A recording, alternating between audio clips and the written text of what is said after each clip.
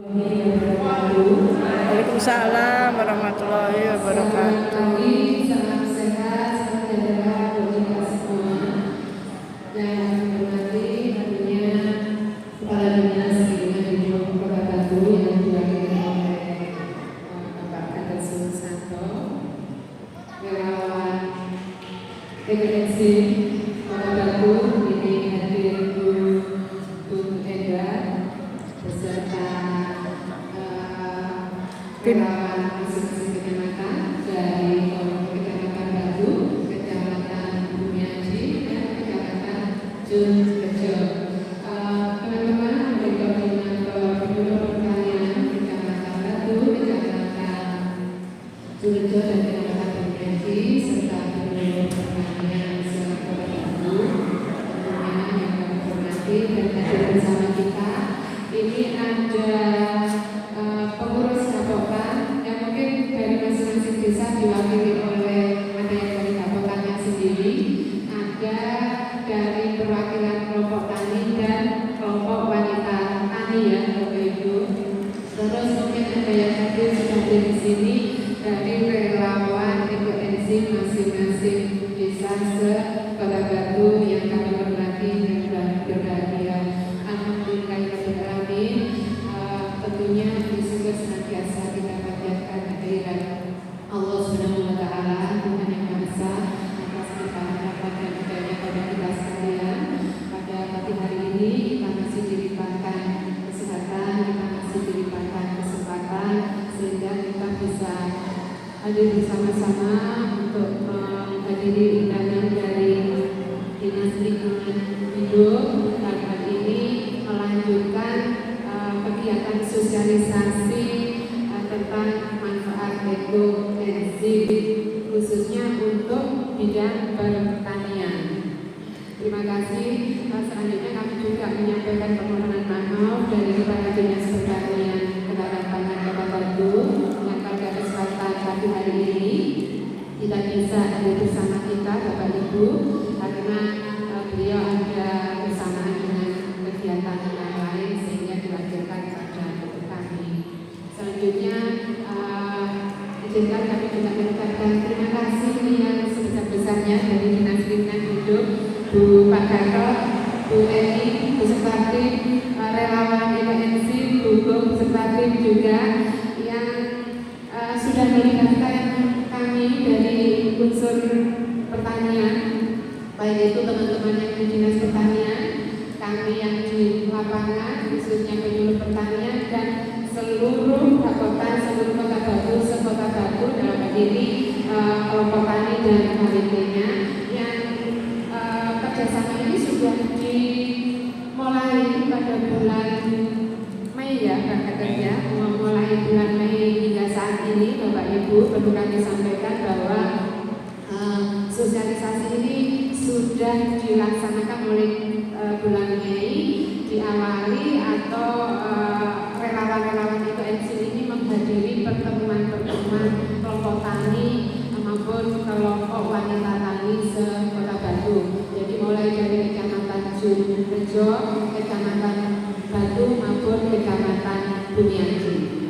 Jadi Bapak Ibu yang kelompok taninya sudah mengadakan pertemuan dan sudah dihadiri dari relawan-relawan masing-masing kecamatan maupun Bung sendiri dari Kota Batu tentunya sudah tidak asing lagi begitu ya Bapak Ibu, atau mungkin sudah sedikit banyak begitu mengetahui apa sih ekoenzim itu, apa sih manfaatnya ekoenzim itu seperti itu. Namun demikian yang belum kelompok taninya atau KWT-nya atau kelompok taninya belum dihadiri, belum dihadiri, jangan khawatir karena kerjasama ini masih berlanjut. Karena jadwalnya kita sudah membuat jadwalnya se-Kota Batu, tinggal tunggu gilirannya saja gitu ya.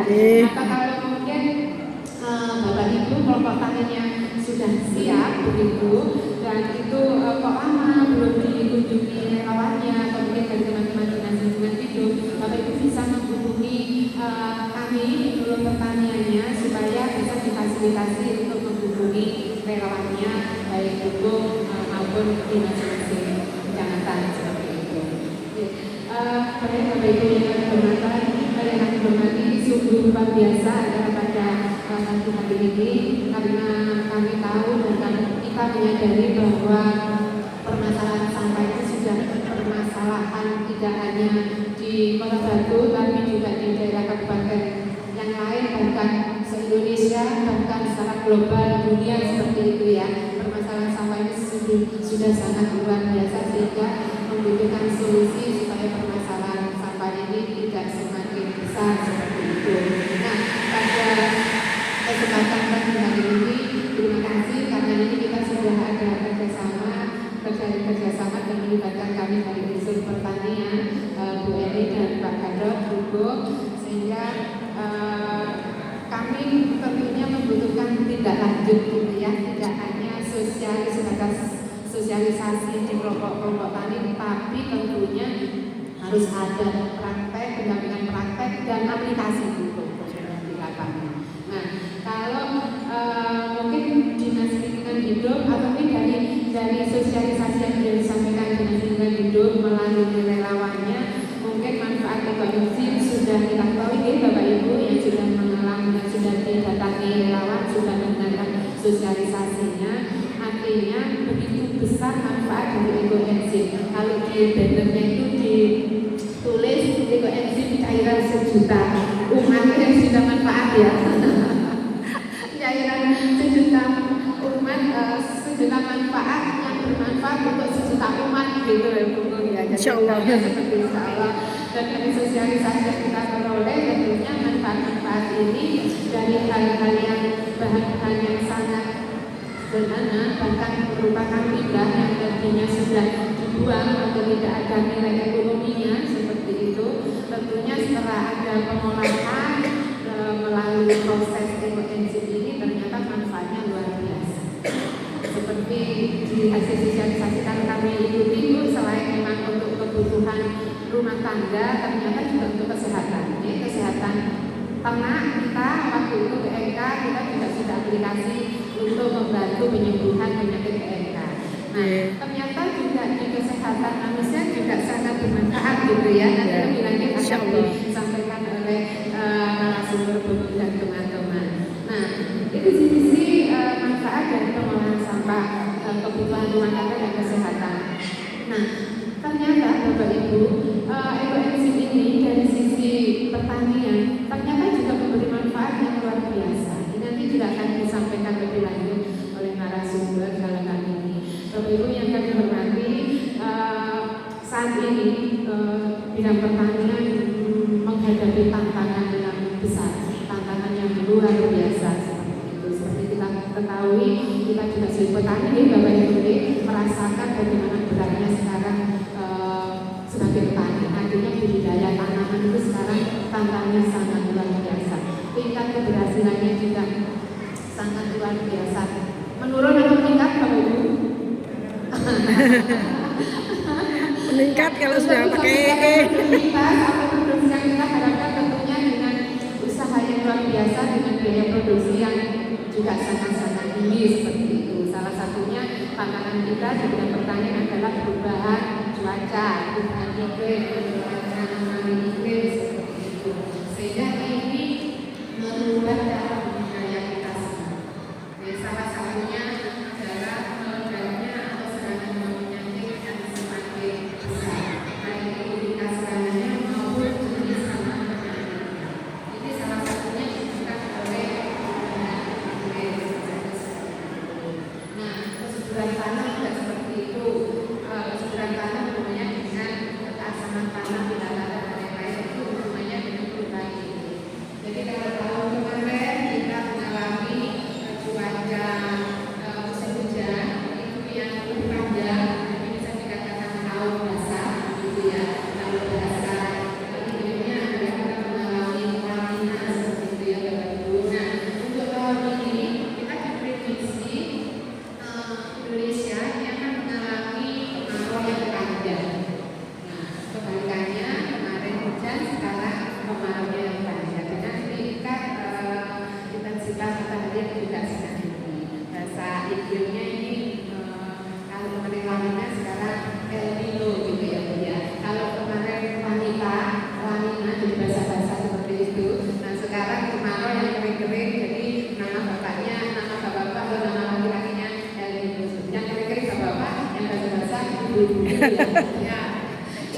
apik. mengingatnya.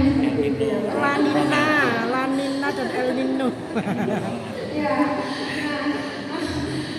selanjutnya tantangan dari dua pertanyaan adalah sekarang itu begitu mahalnya dan susahnya kita mencari sarana produksi, baik itu untuk obat-obatan pestisida, fungisida dan lain-lain, dan terutama adalah untuk menunjang kesuburan tanam ini adalah bagaimana sekarang kita dihadapkan pada pupuk yang sangat mahal. Betul ya Pak ya? Kita petani mungkin ibu yang juga membantu bapak di lahannya, usaha taninya merasakan begitu ya. Biasanya pupuk itu yang bagus gitu ya Bu ya, yang di luar subsidi kita masih di harga 300-400 seperti itu ya. Sekarang sudah ganti harga, satu saknya sudah hampir 1 juta. Mutiara ya, Rover yang produk-produk Merauke itu ya Pak Edi ya, luar biasa sekarang sehingga kita merasakan biaya produksi ini sangat tinggi. Obat-obatan tidak seperti itu. Nah, di satu sisi lain produksi yang kita harapkan, yang kita usahakan dari tanaman kita, jaminannya tidak ada. Jaminan biaya produksi tinggi pasti sekarang. Tapi untuk jaminan menghasilkan produksi sesuai dengan kita harapkan tidak ada juga. Kalaupun produksinya tinggi, kadang-kadang kita kalah di harga, kan seperti itu. Kalah di harga. Produksinya ambil mending, alhamdulillah kena dijaga kan seperti ini Bapak Ibu. Percayaan loh. Nah, ternyata begitu waktu panen harganya turun terjun bebas. Nah, ini tantangan-tantangan dari kita semua pelaku-pelaku di bidang pertanian. Untuk itu Bapak Ibu tentunya untuk memberi semangat dan motivasi pada kita, karena itu kan harus terus berjalan. Tidak mungkin petani dengan kondisi seperti ini akan mengikrarkan satu tak pensiun dari petani seperti itu, tidak mungkin ya. Hidup terus berjalan karena kita sebagai petani diberikan semangat dan termotivasi untuk bisa ya paling tidak bagaimana mencari solusinya dan seperti itu. Nah, salah satu solusi insya Allah akan menjadi solusi kita semua Bapak Ibu. Jadi kalau tantangan dengan mahalnya sarana produksi ini dari pusat sendiri, dari Kementerian Pertanian sendiri, bagaimana sudah saatnya kita itu sekarang beralih kepada sarana produksi yang ramah lingkungan. Nah, artinya dengan bahan-bahan yang murah tapi memberi dampak yang luar biasa kepada tanaman kita dan hasil pertanian kita, produksi dan produktivitas hasil pertanian kita. Nah, ini tantangan juga. Tidak mudah dengan mindset petani kita yang selama ini memanjakan gitu ya, apalagi di Kota Batu ya Bapak Ibu.